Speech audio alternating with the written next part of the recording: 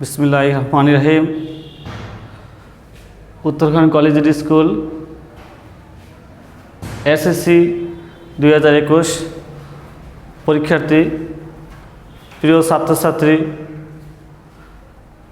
আমি মোহাম্মদ সুমন আহমেদ হিসাব বিজ্ঞান ক্লাসে তোমাদের শুভেচ্ছা জানাচ্ছি। আমি আজ ক্লাস দিব হিসাব বিজ্ঞানের একটি গুরুত্বপূর্ণ অধ্যায়, দশম অধ্যায়, যাকে বলা হয় আর্থিক বিবরণী। আর্থিক বিবরণী সাধারণত একটা রেয়ামিল এবং কিছু নিচে অন্যান্য তথ্যাবলীর সমন্বয়ে আমরা একটা আর্থিক বিবরণী সম্পূর্ণ করি। আর্থিক বিবরণী কিছু সমন্বয় থাকে, দেখো রেয়ামিলে কিছু সমন্বয় থাকে, আবার নিচে অন্যান্য তথ্যাবলীতে কিছু সমন্বয় থাকে। আমি এই সমন্বয়গুলোয় আর্থিক অবস্থা বিবরণীর সাধারণত তিনটা অংশ আছে। একটা হচ্ছে বিষয় দায় বিবরণী, আর হচ্ছে মালিকানা সত্ত্ব বিবরণী, আর হচ্ছে আর্থিক অবস্থা বিবরণী। এই প্রত্যেকটা সমন্বয় কোথায় কোথায় গিয়ে পয়েন্টে প্রভাবিত করবে, আমি প্রত্যেকটা সমন্বয় তোমাকে দেখা দিচ্ছি, তোমরা সবাই খেয়াল করো। ফার্স্টে দেখো রেয়ামিলে কী দেওয়া আছে, 2018 সালে 31 ডিসেম্বর একটা রেয়ামিল দেওয়া আছে, শর্টকাট কিছু তথ্য দেওয়া আছে, আর নিচে কয়েকটা অন্যান্য তথ্য দেওয়া আছে। এই আলোকে আমি আজকে আলোচনা করব। দেখো মজুরি, মজুরি আছে 21,000 টাকা, উইদিন ব্র্যাকেটে কী বলছে 14 মাসের টাকা এখানে দেওয়া আছে। আমরা সাধারণত জানি আর্থিক অবস্থা বিবরণী 1 বছরের জন্য করা হয়, এখানে মজুরি দেওয়া আছে 14 মাসের টাকা। ফার্স্টে দেখবে তোমার মজুরি, মজুরি একটা ব্যয়, এটা কী ধরনের ব্যয়? বিক্রিত পণ্যের ব্যয়। এই মজুরিটা আমরা কোথায় লিখি? বিক্রিত পণ্যের ব্যয়ের নামে একটা ব্যয় আছে, দেখো সেটা হচ্ছে বিষয় দায় বিবরণীর একটা অংশ। দেখো বিক্রিত পণ্যের ব্যয়,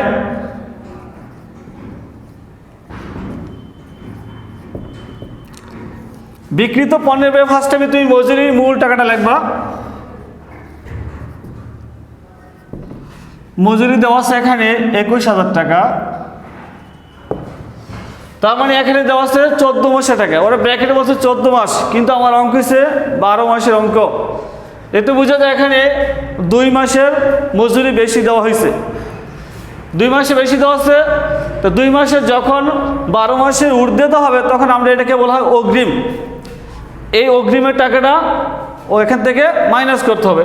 তাহলে দেখো মজুরি 14 মাসে 21,000 হলে তার মানে এখানে 2 মাসের অগ্রিম আছে, তো অগ্রিমের টাকাটা মাইনাস করবা।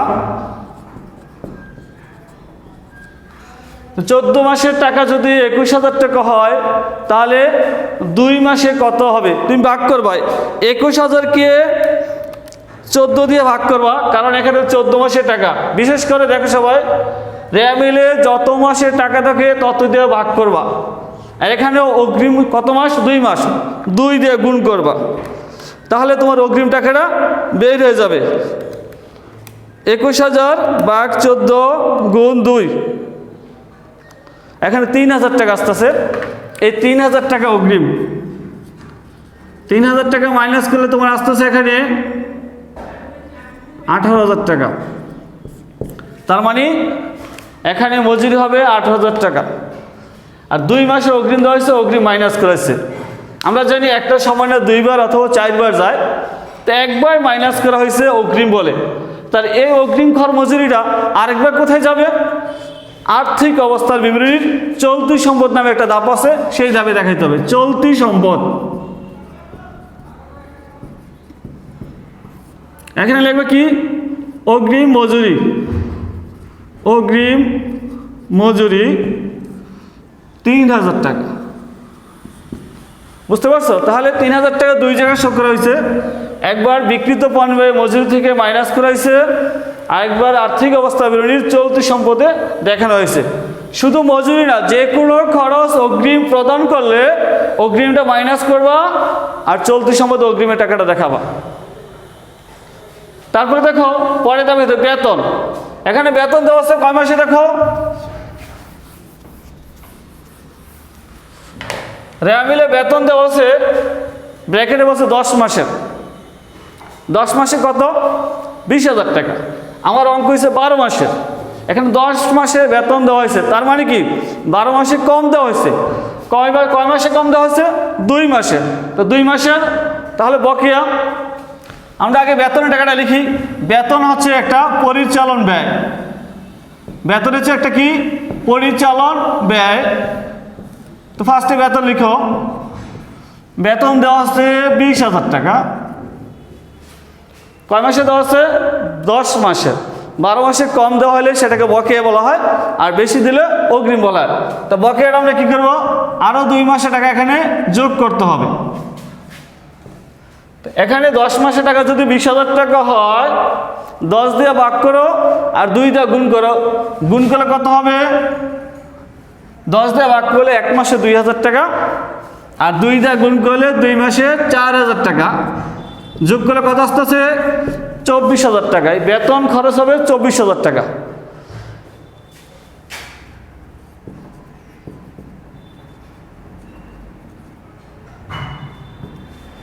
যাক, তা বকেয়ার টাকাটা এখানে যোগ করা হয়েছে।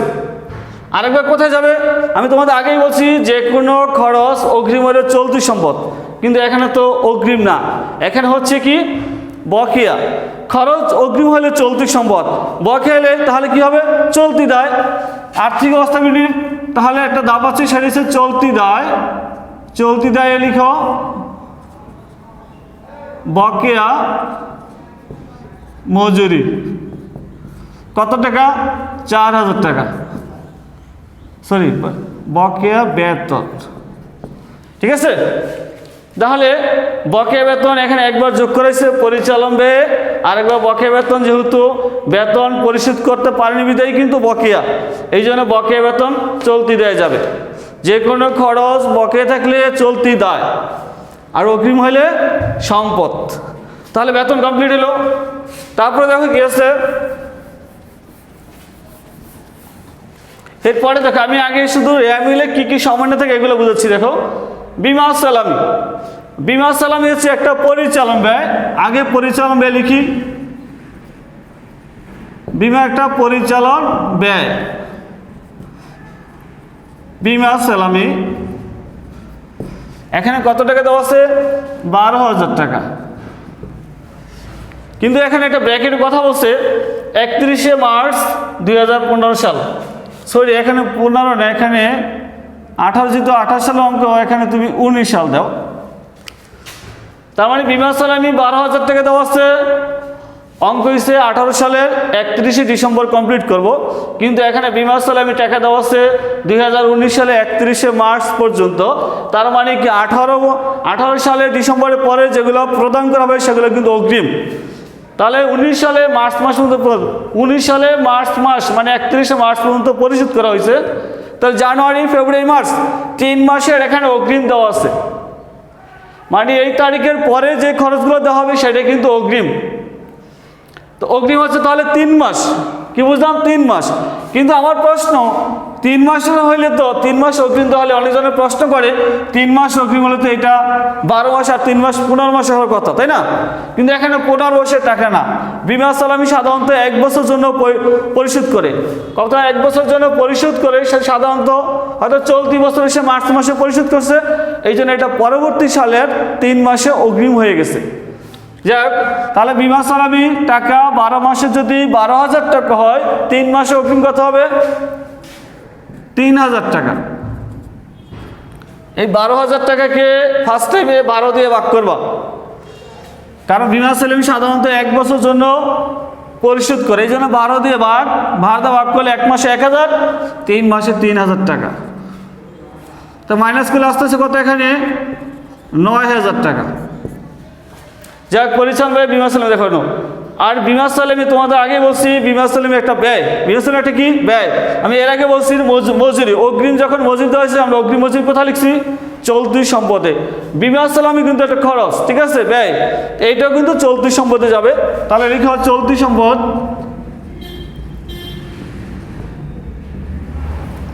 অগ্রিম বিমা সালামি, অগ্রিম বিমা সালামি 3,000 টাকা। ঠিক আছে, তাহলে অগ্রিম বিমা সালামি 2 জায়গায় শো করা হয়েছে, একবার পরিচালন ব্যয়, একবার চলতি সম্পদে। বিমা সালেম অগ্রিম কেউ বুঝতে পারছো? বের করছি। আবার বলি, বিমা সালেমে যে টাকাটা দেওয়া আছে সেটা 12 মাসের জন্য পরিশোধ করা হয়েছে। এটাকে 12 দিয়ে ভাগ করলে 1 মাসে 1000 হবে, আর 3 মাস অগ্রিম, 3 দিয়ে গুণ করলে 3000 টাকা, মাইনাস করলে 9000 টাকা। 12 মাস কিন্তু এখানে উল্লেখ করা নয়। তোমার বুঝতে হবে বিমার টাকা সবসময় 12 মাসের জন্য পরিশোধ করে। তাহলে বিমা সালেম কমপ্লিট হলো। তারপরে পরের দাম দেখো, পরের দাম রেমিনে কী দেওয়া আছে দেখো। ইজারা সম্পত্তি। ইজারা সম্পত্তি একটা স্থায়ী সম্পদ। ইজারা সম্পত্তিকে একটা স্থায়ী সম্পদ, স্থায়ী সম্পদ বা সম্পত্তি। 5তে লেখা ইজারা সম্পত্তি। ইজারা সম্পত্তি কত টাকা দেওয়া আছে? 60,000 টাকা। তোমরা খেয়াল করো, ইজারা সম্পত্তির টাকাটা কয় বছরের জন্য দেওয়া আছে? 5 বছরে। ইজারা সম্পত্তি 5 বছর দেওয়া আছে 60,000 টাকা। ইজারা মানে কি? ইজারা আমরা অনেকজন বুঝি না। ইজারা একটা ইংলিশ শব্দ আছে, লিজ। লিজ না মানে কি? কারো জমিন বা কারো কারখানা নির্দিষ্ট সময়ের জন্য ভাড়া নেওয়া, ঠিক আছে? তো এটা 5 বছরের জন্য নেওয়া হয়েছে। 5 বছরের জন্য নেওয়া হইলে এটা তো ডিসেম্বরে নিছে, 2018 সালে 5 বছরের জন্য নেওয়া হয়েছে। যখন 2018 সালে ডিসেম্বরে শেষ হয়ে যাবে তখন কিন্তু এটা 5 বছরের সম্পত্তি থাকবে না, তখন 1 বছরের মেয়াদ শেষ হয়ে যাবে। তো 5 বছর যদি 60,000 টাকা সম্পদ হয়, ডিসেম্বরে গিয়ে তুমি কি বলবো? তুমি 1 বছরের মেয়াদ শেষ হলে 1 বছরের মেয়াদ শেষ মানে কি? এটাকে বলা হয় অবলোপন। ইজারা সম্পত্তি মেয়াদ অতিক্রান্ত হলে সেটাকে বলা হয় অবলোপন। অবলোপন কিন্তু এক ধরনের একটা ব্যয়, অবলোপন। তো এটা যদি 5 বছরেই 60,000 টাকা হয়, এখানে 1 বছরের মেয়াদ শেষ মানে 1 বছর অবলম্বন হয়েছে। তো 1 বছরের অবলম্বন দেখাবো, 60,000 টাকাকে 5 দিয়ে ভাগ করবো, 1 দিয়ে গুণ করবো, মানে 5 বরং 60, তাহলে 1 বছর কত? 12,000 টাকা। মাইনাস করলে 48,000 টাকা। বুঝতে পারছো? 5 বছরে 60,000, 1 বছর অবলম্বন দেখাবো, 1 বছর কত? 12,000 টাকা। এই অবলম্বন টাকাটা এক ধরনের কি? পরিচালন ব্যয়। এটা কি ব্যয়? পরিচালন ব্যয়। সেটা বিষয় দায় বরণের একটা ধাপ আছে, পরিচালন ব্যয়। লাগবে ইজারা সম্পত্তির অবলোপন। ইজারা সম্পত্তির অবলোপন কত টাকা? 12,000 টাকা। ঠিক আছে, তাহলে 2 জায়গায় দেখানো হয়েছে। ইজারা সম্পত্তি অবলোপন একবার পরিচালন ব্যয়, আর একবার স্থায়ী সম্পত্তি ইজারা সম্পত্তিকে মাইনাস করা হয়েছে। বুঝতে পারছো? তারপরে দেখো পরে সমন্বয় দেখায়। আমি রেমিলের সমন্বয় একটা দেখাচ্ছি, দেখো। এরপরে বিজ্ঞাপন। বিজ্ঞাপন একটা পরিচালন ব্যয়। বিজ্ঞাপন একটা পরিচালন ব্যয়।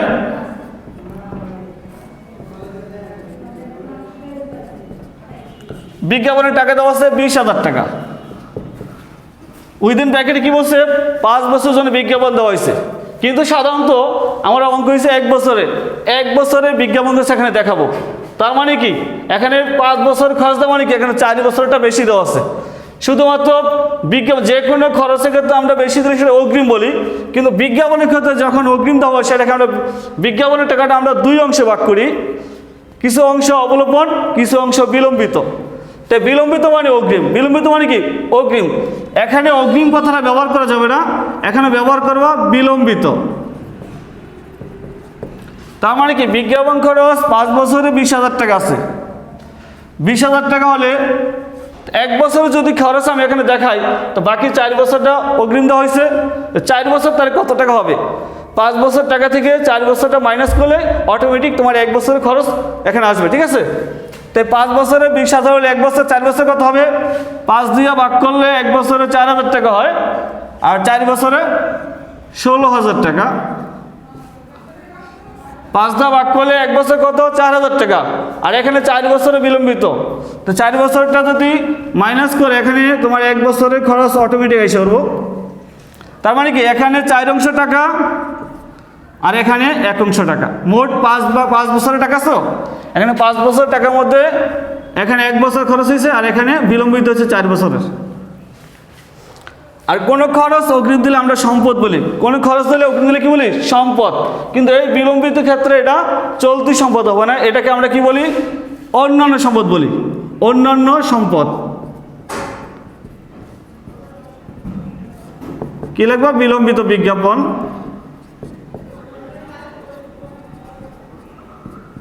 কত আছে বিলম্বিত বিজ্ঞাপন? 16,000 টাকা।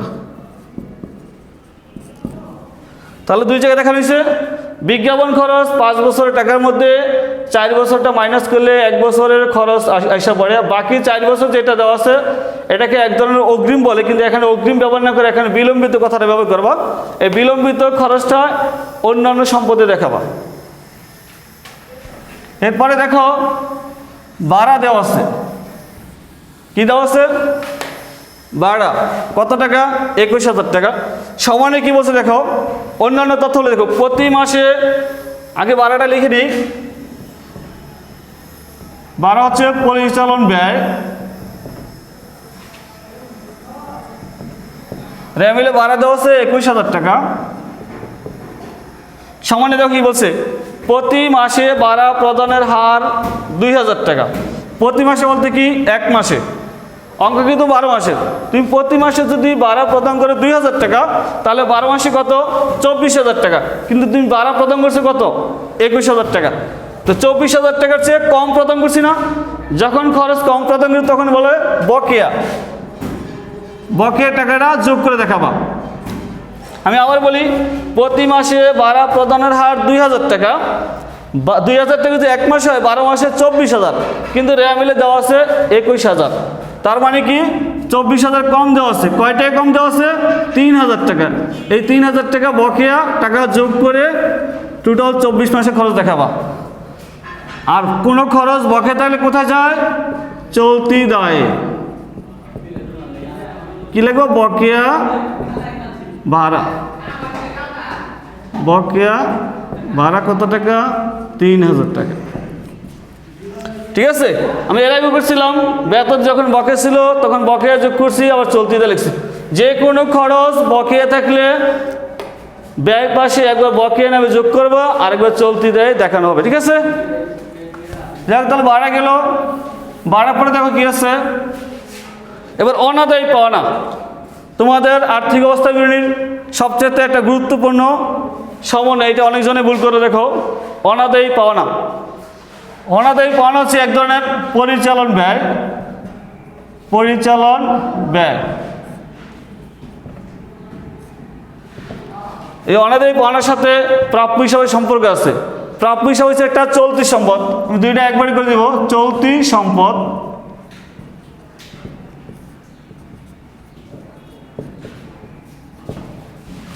প্রাপ্য হিসাব কত আছে? 20,000 টাকা।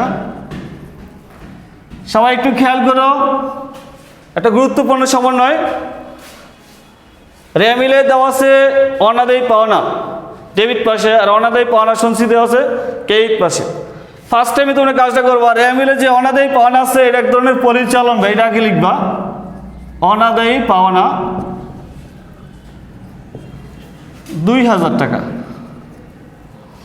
এটা লেখার পরে সমন্বয়ে চলে যাবা। কোথায় যাবা? সমন্বয়। সমন্বয় কি বলছে? উক্ত বছরে মোট অনাদায়ী পাওনার পরিমাণ 6,000 টাকা। উক্ত বছর বলতে মানে কি?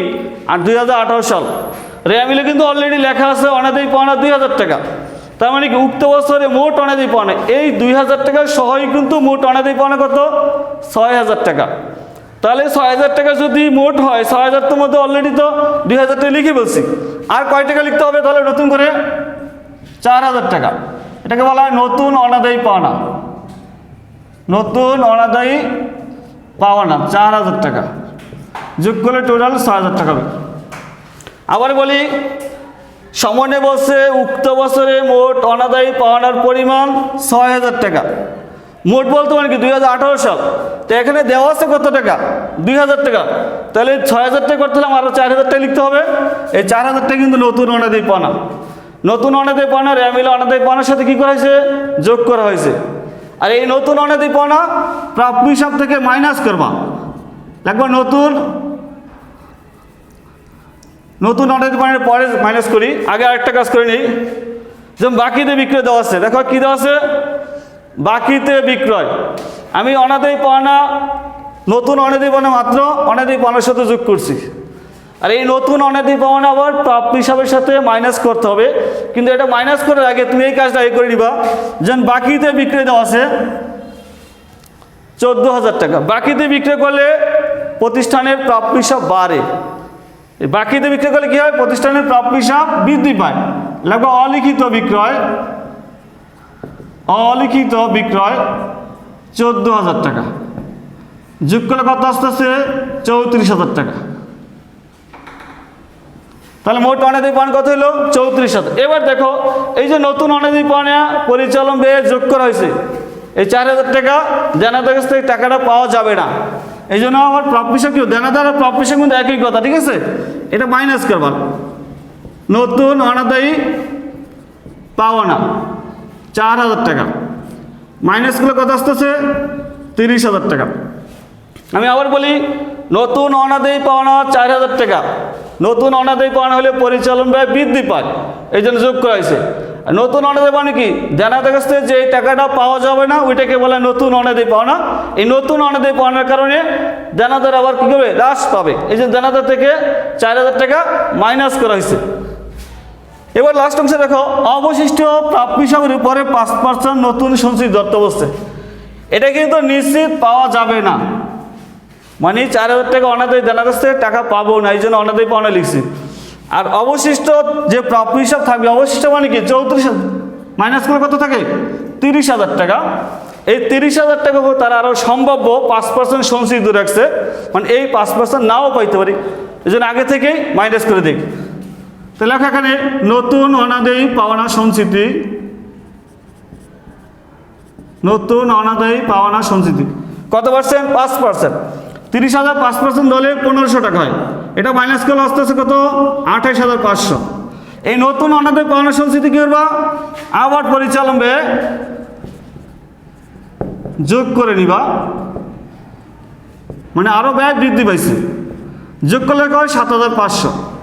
নতুন অনাদায়ী পাওনা সঞ্চিতি পরিচালন ব্যয় যোগ করেছে আর প্রাপ্য হিসাব থেকে মাইনাস করাইছে। আর এই রেমিলে যে অনাদায়ী পাওনা সঞ্চিতি এটা কিন্তু পুরাতন, এটা কি করবা? পরিচালন ব্যয় মাইনাস করে দিও,